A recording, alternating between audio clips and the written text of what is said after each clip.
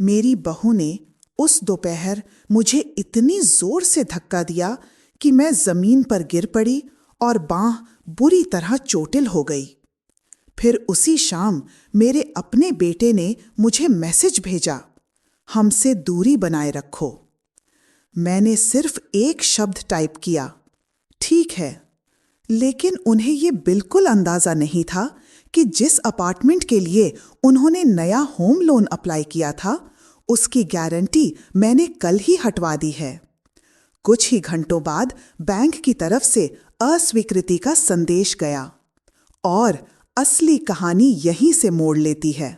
आगे बढ़ने से पहले चैनल को सब्सक्राइब कीजिए, वीडियो को लाइक कीजिए और नीचे कमेंट करें कि आप किस शहर से देख रहे हैं, ताकि ऐसी कहानियां और लोगों तक पहुंचें।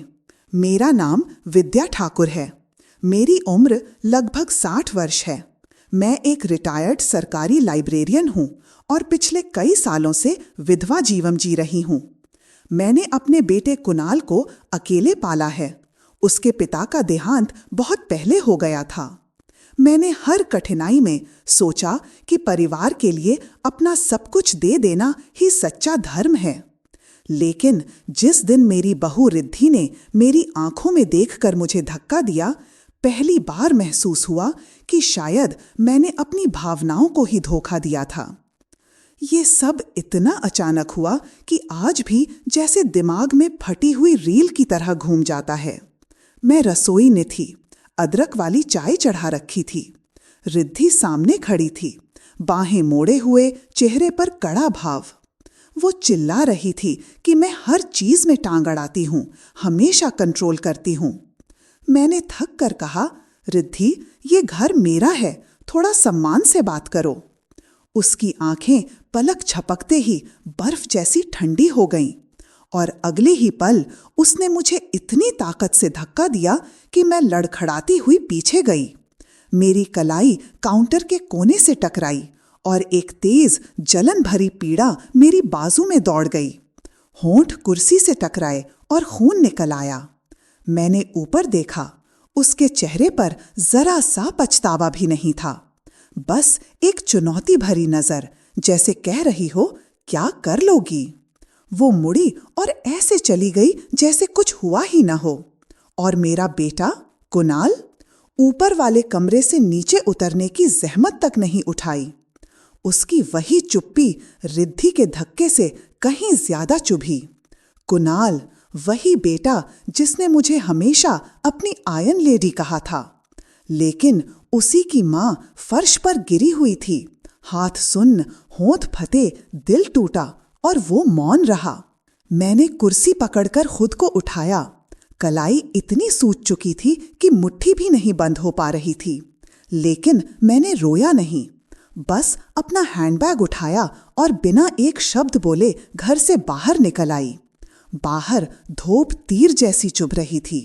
बच्चे झूले पर हंस रहे थे। सड़कें वैसी ही थीं, लेकिन मेरे भीतर सब कुछ भरभरा कर गिर चुका था। कार में बैठते ही फोन बजा, कुणाल का मैसेज। दिल में एक उम्मीद जगी, शायद वो पूछे, माँ ठीक हो?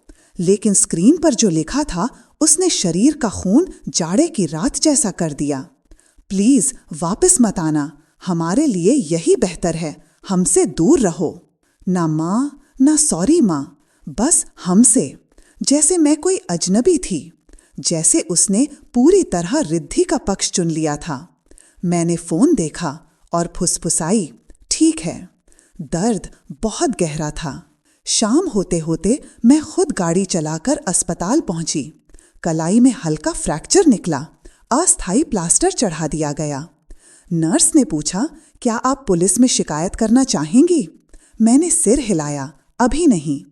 लेकिन रात को जब मैं डाइनिंग टेबल पर अकेली बैठी थी, कलाई धड़क रही थी और सन्नाटा घर को खा रहा था, कुछ अंदर टूट गया। दीवार पर कुणाल की डिग्री वाली फोटो थी। याद आया कैसे मैंने 2-2 नौकरी करके उसकी फीस भरी थी, कैसे कभी उसे भूखा नहीं सोने दिया। और वही बेटा आज इतने शब्द भी नहीं निकाल पाया। तभी मुझे याद आया, करीब पिछले 1.5 महीने पहले कुणाल और रिद्धि मेरे दरवाजे पर खड़े थे, मिन्नत कर रहे थे कि मैं उनके नए फ्लैट के लिए मॉर्गेज गारंटी दे दूं। बस तब तक जब तक रिद्धि की नौकरी का कागजी काम पूरा नहीं होता। माँ, ये हमारा सपना है। और मैं हमेशा की तरह मान गई। मेरी दराज में उनकी फाइल अभी भी पड़ी थी। मेरा नाम अभी भी बैंक की एप्लीकेशन में प्राथमिक को सिग्नर के रूप में दर्ज था। उस रात मैंने लैपटॉप खोला। स्क्रीन पर कर्सर टिमटिमा रहा था, जैसे पूछ रहा हो, क्या वाकई? रिमूव को साइनर ऑथराइजेशन। मैंने क्लिक किया, कंफर्म, और सब खत्म। सुबह चाय पी ही रही थी कि फोन बजा। अजनबी नंबर। मैडम, ये सेंट्रल फेडरल बैंक का हाउसिंग डिपार्टमेंट है। क्या आपने वास्तव में कुणाल ठाकुर और रिद्धि ठाकुर की मॉर्गेज फाइल से अपना ऑथराइज्ड सिग्नेचर हटा दिया है? हाँ, मैंने शांत आवाज में कहा। दूसरी तरफ कुछ क्षण चुप्पी रही। ठीक है मैडम, उनकी क्रेडिट स्कोर प्रभावित होगी और प्रक्रिया तत्काल रोक दी जाएगी। ठीक है। मैंने फोन रखा और गहरी सांस ली। 10 मिनट भी नहीं हुए थे कि कुणाल का कॉल आने लगा। मैंने नहीं उठाया। कॉल्स फिर आती रहीं, फिर रिद्धि के गुस्से भरे मैसेज, फिर सन्नाटा। लेकिन अब वो सन्नाटा मेरा नहीं था, उनका था, और मुझे पता था ज्यादा देर नहीं टिकेगा। उस रात फोन फिर बजा। 21 मिस्ड कॉल, 5 वॉइसमेल। आखिरी वॉइसमेल में कुणाल की आवाज कांप रही थी।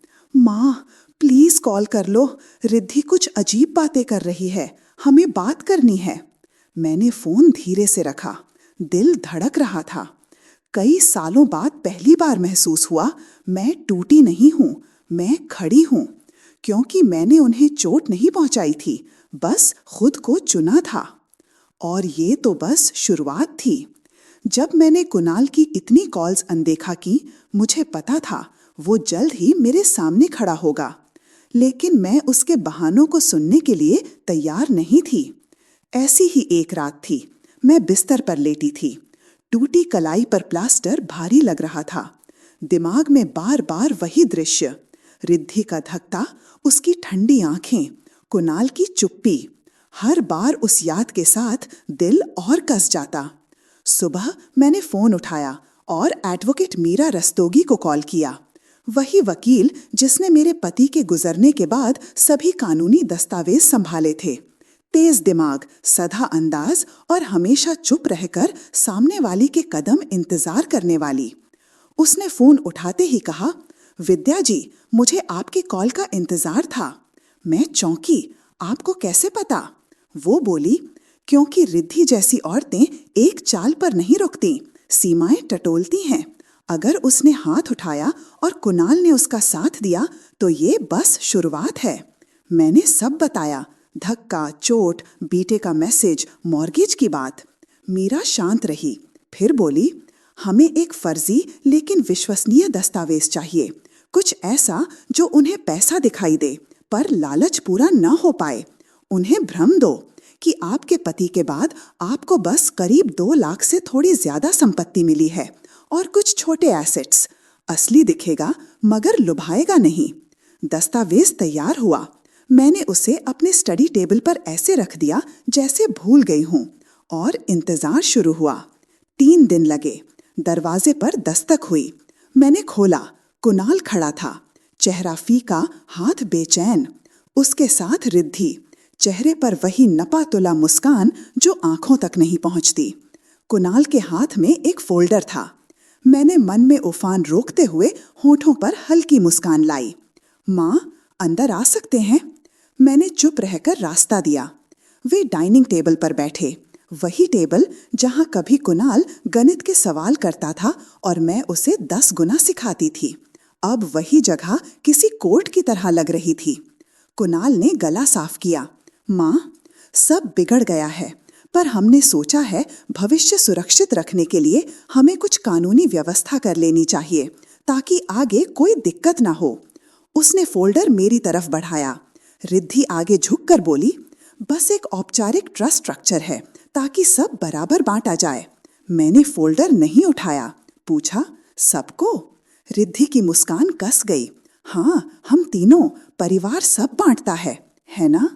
मेरे भीतर आग भभक उठी। परिवार बांटता है। मैंने अपना बुढ़ापा गिरवी रखा, 2 नौकरियां की ताकि कुणाल कभी भूखा न रहे, और ये लड़की जिसने मुझे जमीन पर पटका।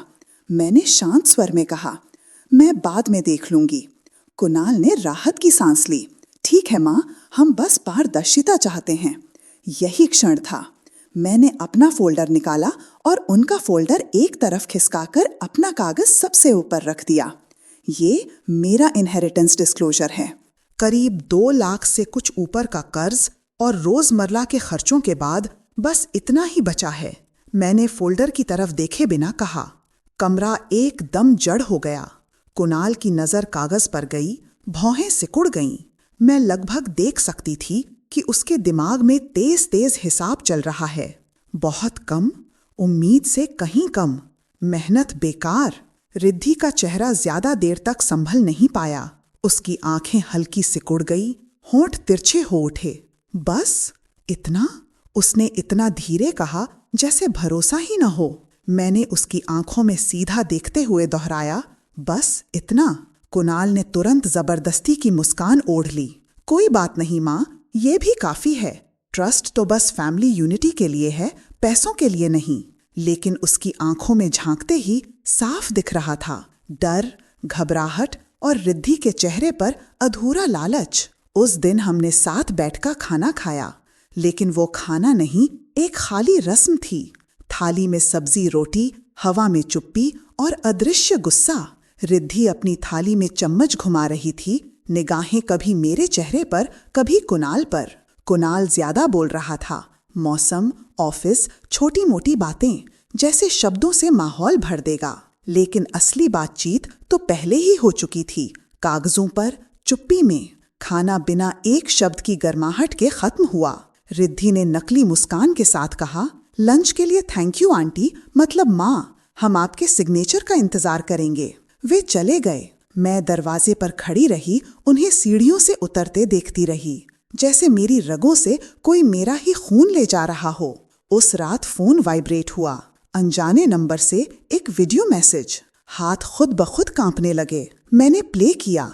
धुंधली सी वीडियो थी, शादी की किसी पार्टी का नजारा। तेज संगीत, हंसी, ग्लासों की टकराहट। बीच में रिद्धि खड़ी थी, हाथ में ड्रिंक, जोर से हंसती हुई। किसी ने पूछा, रिद्धि आगे का क्या प्लान है? वो मुस्कुराई, आंखों में अजीब सा घमंड। आगे? उसने ग्लास हल्का सा घुमाया। बस कुछ हफ्ते दीजिए, मैंने जोड़ी जमाई है एक तगड़े पैसे वाले घर में। आसपास के लोग ठहाका मारकर हंसे। उसने ग्लास ऊपर उठाकर टोस्ट किया, सिक्योरिटी के नाम पर और कभी टेंशन न लेने के लिए। वीडियो यहीं खत्म हो गई। मैं कुर्सी पर जड़ हो गई।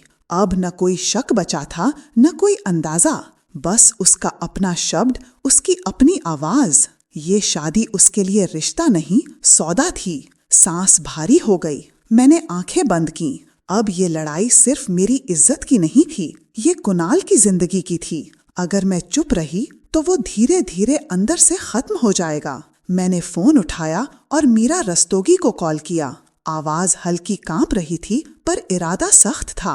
टाइम आ गया है मीरा, अब हमारे पास सबूत है, मैंने कहा, और कॉल कटते ही महसूस कर लिया, असल खेल अब शुरू हो चुका है। उस रात नींद नहीं आई। करवटें बदलती रहीं। बार बार वही आवाज कानों में गूंजती, कुछ हफ्ते दीजिए, मैंने पैसे वाले घर में शादी की है। हर बार जब उसकी हंसी दिमाग में आती, मेरे सामने कुणाल का चेहरा आ जाता, मेरा बेटा, जो ये समझ रहा था कि उसने अपना सहारा चुना है, जबकि सच्चाई ये थी कि वो अपनी तबाही को गले लगा रहा था। सुबह होते होते मैंने तय कर लिया, अब चुप रहना पाप होगा। ये राज कुणाल तक पहुंचना ही चाहिए, पर माँ की डांट की तरह नहीं, सबूत की तरह, ठंडा, साफ और नकारा न जा सके ऐसा।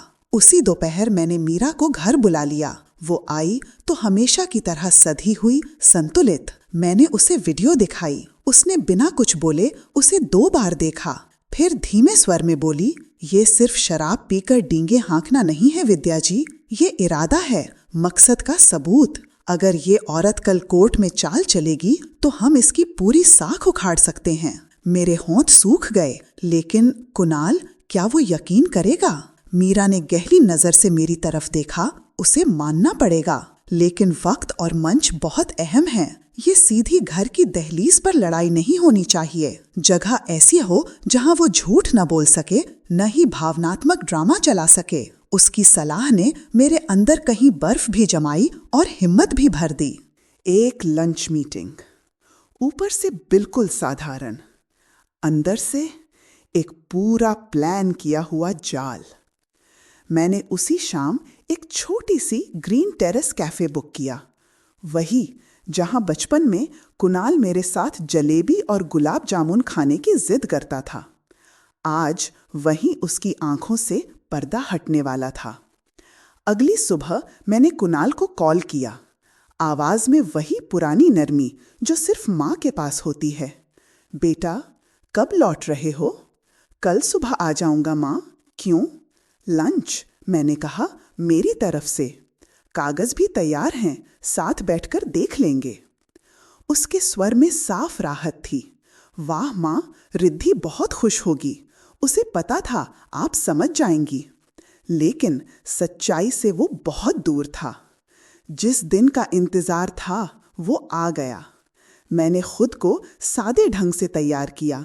हल्का ऑफ वाइट सूती सलवार, छोटे सुनहरे बुंदे, बस थोड़ी सी काजल की रेखा। ना ज्यादा दिखावा, न कमजोरी।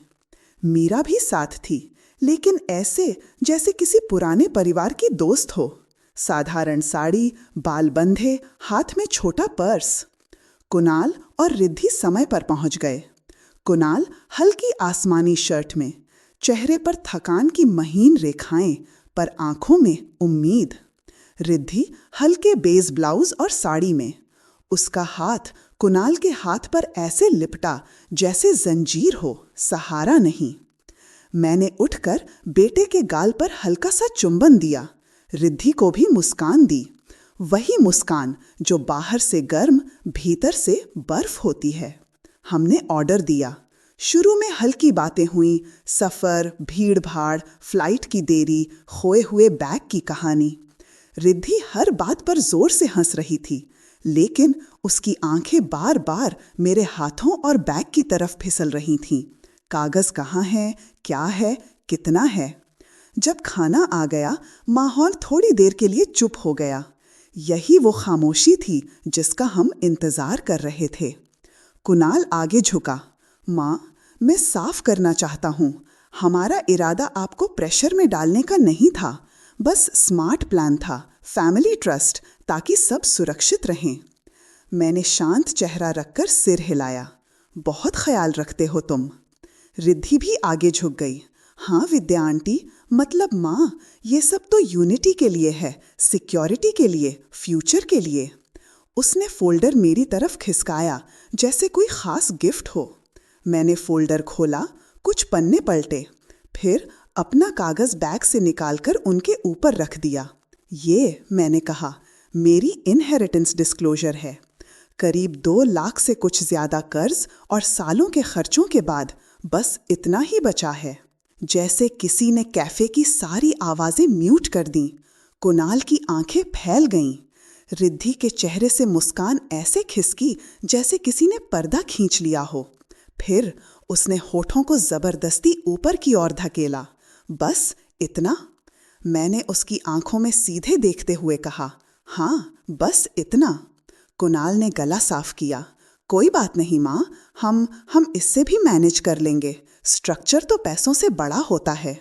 लेकिन उसकी आवाज की हल्की कांपन सब कह रही थी, और रिद्धि की आंखों में साफ लिखा था, ये रकम उसके लालच के लिए काफी नहीं थी।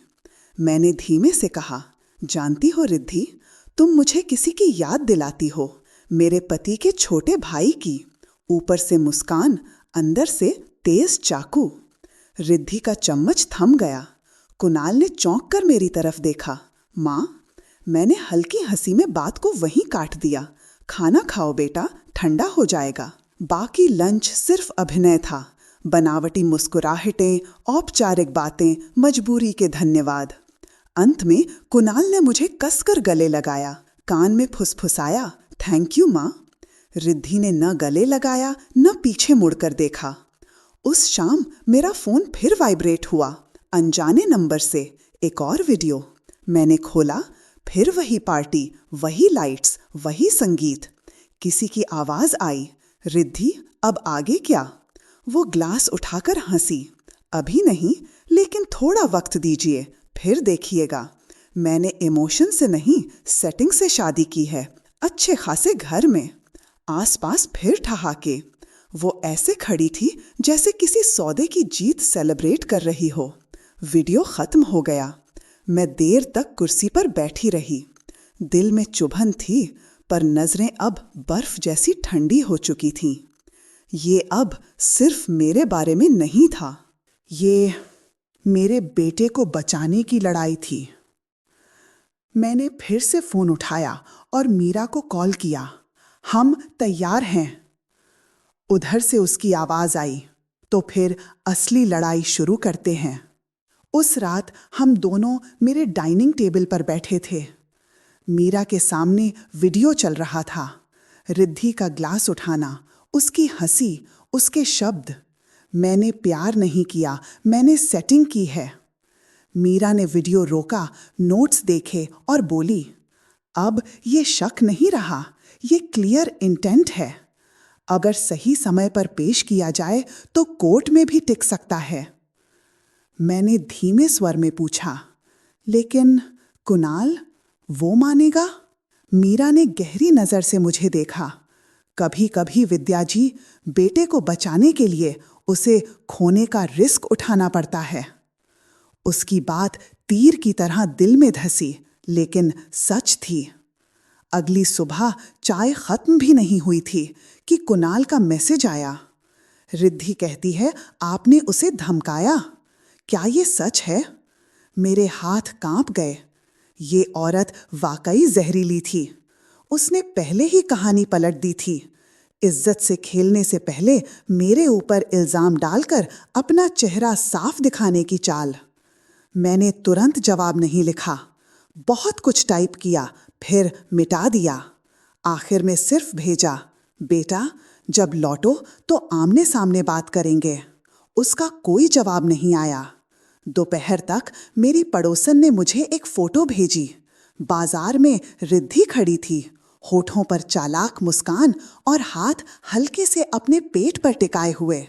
वो ऐसे दिखा रही थी जैसे वो मां बनने वाली हो। मेरे अंदर ठंडी खामोशी उतर गई। शाम को मीरा फिर आई। मैंने उसे फोटो दिखाई। वो सख्त स्वर में बोली, ये साफ झूठ का हथियार है। बहुत सी औरतें ऐसे ही पत्ता खेलती हैं। पति का भरोसा बांधने का सबसे तेज तरीका है बच्चे की धमकी। करीब 4 दिन बाद कुणाल का एक और मैसेज आया, हमें स्पेस चाहिए माँ, प्लीज बीच में मत पड़िए। शब्द छोटे थे, पर उनमें दूरी बहुत लंबी थी। उसका मैसेज आया, आपका इतना स्ट्रेस हमारे बच्चे को नुकसान पहुंचाएगा। मैंने फोन मेज पर उल्टा रख दिया। मेरा बेटा झूठ की गोद में बैठा था और सच्चाई उससे बिल्कुल साफ होते हुए भी दिखाई नहीं दे रही थी। उस रात आंख नहीं लगी। पंखे की आवाज, घड़ी की टिक टिक और दिमाग में घूमते सवाल सब एक साथ शोर मचा रहे थे। सुबह होते ही मैंने मीरा रस्तोगी को कॉल किया। अब सिर्फ वो वीडियो काफी नहीं है मीरा, मैंने गहरी सांस लेकर कहा, हमें सब कुछ चाहिए। मेल, लॉगिन, डिजिटल ट्रेल, ऐसा कि किसी भी मोड़ से वो बच न सके। मीरा का स्वर हमेशा की तरह स्थिर था। मेरी टीम काम पर लग चुकी है विद्या जी। हर बार जब रिद्धि आपके बेटे के फोन या लैपटॉप में हाथ डालेगी, हमें उसकी हलचल पता चल जाएगी। ज्यादा दिन नहीं लगे। पहला सबूत हमारे हाथ में था। मेरे पुराने ईमेल अकाउंट में मेरे नाम से लॉगिन की कोशिश, वो भी रिद्धि के ही डिवाइस से। लालच ने उसके हाथ ढीले कर दिए थे। मीरा ने पूरा लॉग प्रिंट करके मेरे सामने रख दिया। वो खुद ही गड्ढा खोद रही है विद्या जी, और जब कोई ज्यादा खोदता है तो नाखूनों में मिट्टी जरूर चिपकती है। मैंने ठंडी मुस्कान के साथ कहा, उसे खोदने दो। करीब 3 दिन बाद अचानक डोरबेल बजी। दरवाजा खोला तो कुणाल और रिद्धि सामने खड़े थे। कुणाल बेहद थका हुआ लग रहा था। आंखों के नीचे गहरे निशान, जैसे कई रातों से आराम न मिला हो। लेकिन रिद्धि के चेहरे पर वही पुरानी हल्की सी अहंकारी चमक थी। माँ, कुणाल ने धीमे से कहा, हमें बात करनी चाहिए। मैंने उन्हें भीतर बुला लिया। रिद्धि ने बिना घुमाए फिराए सीधा कहा, विद्या जी, आपको समझना होगा, हम जो भी कर रहे हैं फैमिली के लिए कर रहे हैं, हमारे होने वाले बच्चे के लिए। उसने वही पुराना नाटक दोहराया, हाथ धीरे से पेट पर रख लिया। मैंने शांत स्वर में कहा, मुबारक हो, कब आने वाला है? वो एक पल को हड़बड़ा गई। अभी बहुत शुरुआत है, डॉक्टर ने भी कहा है ज्यादा बताना ठीक नहीं। कुणाल ने तुरंत उसका हाथ दबाया। माँ, प्लीज उसे मत टोकिए, वो पहले ही तनाव में है। मैंने दोनों को गौर से देखा। मेरा बेटा अंधी आस्था में था और मेरी बहू जाल बुन रही थी। ठीक है, मैंने धीरे से कहा, कल नहीं, परसों लंच मीरा मैडम के ऑफिस में। सारी बात वहीं होगी। एक क्षण के लिए रिद्धि की मुस्कान तरक गई, पर उसने कुछ नहीं कहा। उसके बाद वाला दिन आया। हम सब मीरा के दफ्तर में बैठे थे। कांच की दीवारें, हर कोने में लगे कैमरे, रिकॉर्डिंग सिस्टम, कहीं भागने की जगह नहीं। मीरा एक तरफ कुर्सी पर बैठी थी, फाइलें सलीके से सजी हुईं, चेहरा शांत। मैंने फोल्डर उनके सामने रखा, video, login report, device data, सब। कुणाल के हाथ कांपने लगे जब उसने पन्ने पलटने शुरू किए। रिद्धि का चेहरा सफ़ेद पड़ गया, पर वो फिर भी मुस्कुराई। ये सब बकवास है, उसने ठंडे स्वर में कहा, फेक हो सकता है, एडिटेड हो सकता है। मीरा की आवाज़ इस बार बिल्कुल कड़ी थी। डिवाइस आईडी, लोकेशन टैग और आईपी एड्रेस नकली नहीं होते मिसेस ठाकुर। कोर्ट में टेक्निकल झूठ ज्यादा देर नहीं टिकते। कुणाल के माथे पर पसीना चमकने लगा। उसने रिद्धि की तरफ देखा। रिद्धि, ये सब सच है? रिद्धि ने तुरंत उसकी बांह पकड़ी। क्या तुम अपनी माँ पर भरोसा करोगे या अपनी पत्नी पर? वो माँ जिसने मुझे कभी अपना ही नहीं माना, या मैं जो तुम्हारे बच्चे की माँ बनने वाली हूँ? कमरे में गहरा सन्नाटा भर गया। मेरा बेटा कांप रहा था, आंखों में पानी, दिल बीच में फंसा हुआ। मैंने टेबल पर हाथ रखा। बेटा, प्यार छुपकर नहीं होता, प्यार चोरी नहीं करता और प्यार झूठ पर खड़ा नहीं रह सकता। कुणाल की आंखों से आंसू बह निकले। उसकी सारी दुनिया आंखों के सामने दरक रही थी। अचानक रिद्धि हंस पड़ी, एक अजीब कड़वी हंसी। आपको लगता है आपने जीत लिया विद्या जी? वो आगे झुकी, आवाज में जहर घुला हुआ था। ये तो बस शुरुआत है। आप नहीं जानती मैं कितना नीचे जा सकती हूँ। अगली बार बात सिर्फ पैसों की नहीं होगी, खून की होगी। कमरे की हवा जैसे जम गई। कुणाल उसे घूर रहा था, जैसे पहली बार उस औरत का असली चेहरा देख रहा हो, न पत्नी के रूप में, न जीवन साथी के रूप में, बल्कि एक खतरे के रूप में। मीरा का पेन रुक गया। मैं सीधी होकर बैठ गई, क्योंकि अब नकाब पूरी तरह गिर चुका था। मीरा के ऑफिस की दीवारें आज भी शायद वो वाक्य याद रखती हों, अगली बार खून की होगी। उस दिन जब मैं घर लौट रही थी, स्टीयरिंग पर मेरी उंगलियां हल्का हल्का कांप रही थीं, लेकिन पैरों में जरा भी डगमगाहट नहीं थी। घर पहुंचकर मैंने पूजा के कोने में छोटा सा दीपक जलाया, वही जो मेरे पति हर सुबह जलाते थे। धीरे से बुदबुदाई, अब बस थोड़ा और हिम्मत दे देना। अगले कुछ दिन खामोशी और हल्के डर से भरे थे।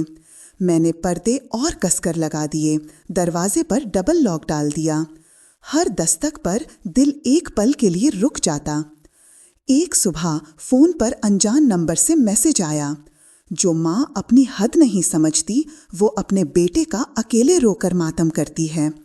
दर्द हुआ हाँ, लेकिन अब डर नहीं उठा। मैंने स्क्रीनशॉट लिया, प्रिंट निकाला और सीधे मीरा की फाइल में रख दिया। अब ये डर नहीं, नया सबूत था। कुणाल अब शायद ही कॉल करता, कभी करता भी तो आवाज में अजीब सी झिझक होती। माँ, वो बहुत तनाव में है, तुम्हारे खिलाफ नहीं है, बस वो हमारे बच्चे की माँ बनने वाली है। हर बार बच्चा शब्द सुनकर दिल पर चोट लगती, क्योंकि मुझे सच पता था। सच खुद चलकर मेरे दरवाजे तक आया। करीब 2.5 हफ्ते बाद रिद्धि की चचेरी बहन रिया का मैसेज आया। वही रिया जो हमेशा चुपचाप रहती, प्लेटें उठाने में मदद करती, जबकि रिद्धि मोबाइल से एंगल ढूंढकर सेल्फी लेती रहती। उसके शब्द टाइपिंग में भी कांप रहे थे। आंटी, मुझे कुछ बताना है। रिद्धि प्रेग्नेंट नहीं है, उसने खुद मुझे कहा था। उसने झूठ सिर्फ इसलिए बोला कि कुणाल आपको छोड़कर पूरी तरह उसके पाले में आ जाए। मेरे पास चैट का स्क्रीनशॉट है। अगर मैं कहूँ कि मैं प्रेग्नेंट हूँ तो वो अपनी माँ से माफ़ी मांगेगा। हमें पैसा, घर सब मिल जाएगा। फिर कभी बाद में सोचूंगी सच में बच्चा करने के बारे में। मैं कुछ देर तक स्क्रीन देखती रही, फिर वो चैट मीरा को फॉरवर्ड कर दी। करीब 40 मिनट भी नहीं हुए थे कि मीरा का कॉल आया। विद्या जी, ये एंड गेम है, अब कुणाल को सामने बुलाइए। गवाहों के सामने सच दिखाना पड़ेगा। उसके अगले दिन कुणाल मेरे घर आया।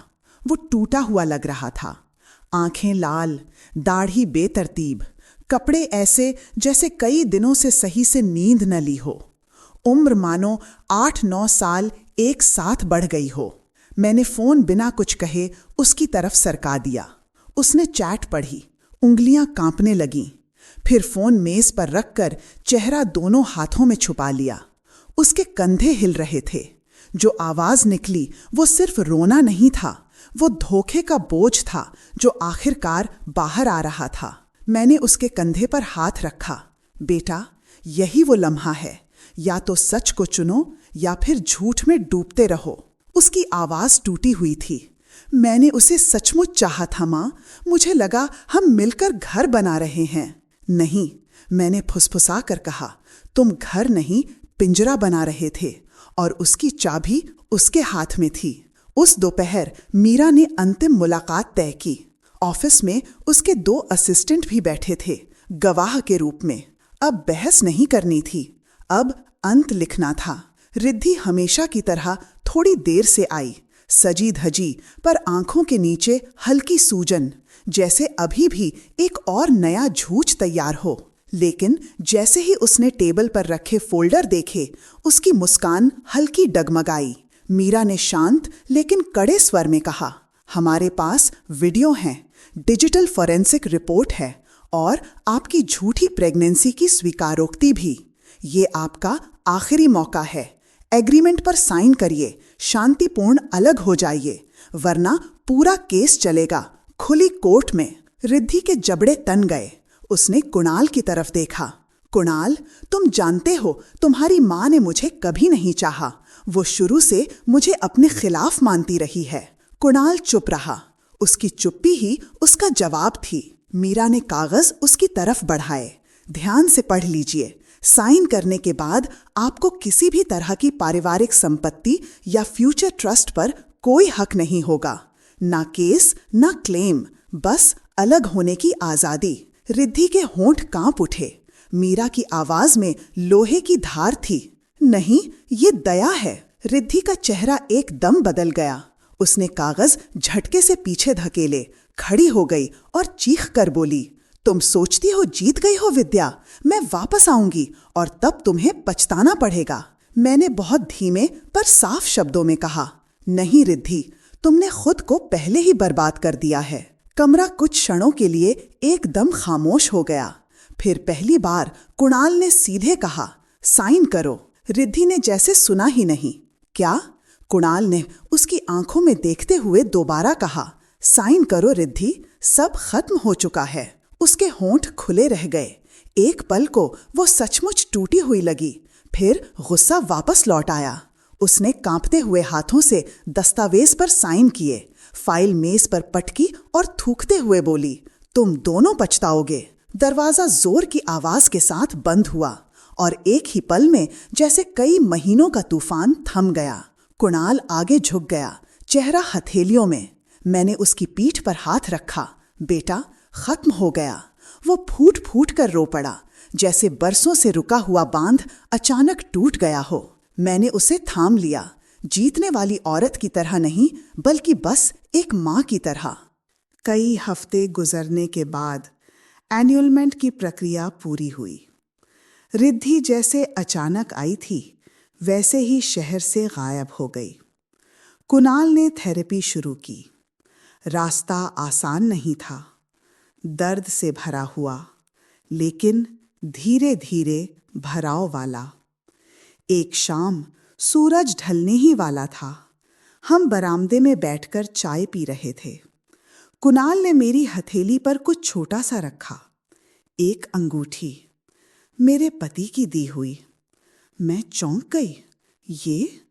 कुणाल ने धीमे से कहा, ये वो छोड़ गई।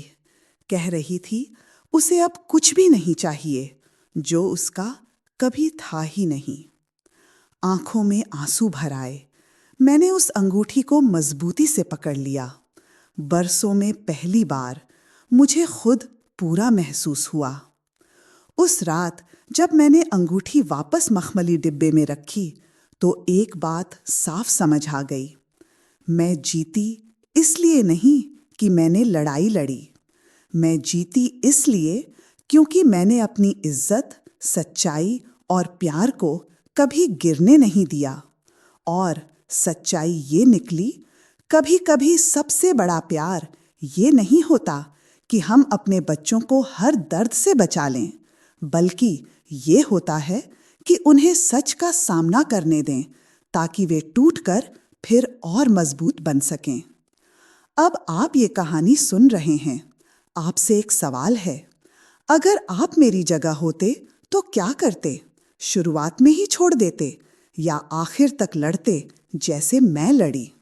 नीचे कमेंट में ज़रूर लिखिए और जाते जाते चैनल को सब्सक्राइब करिए, वीडियो को लाइक और शेयर करिए, ताकि और लोग भी ऐसी कहानियाँ सुन सकें। क्योंकि याद रखिए, प्यार ताकतवर होता है, लेकिन इज्जत कभी सौदा नहीं करती।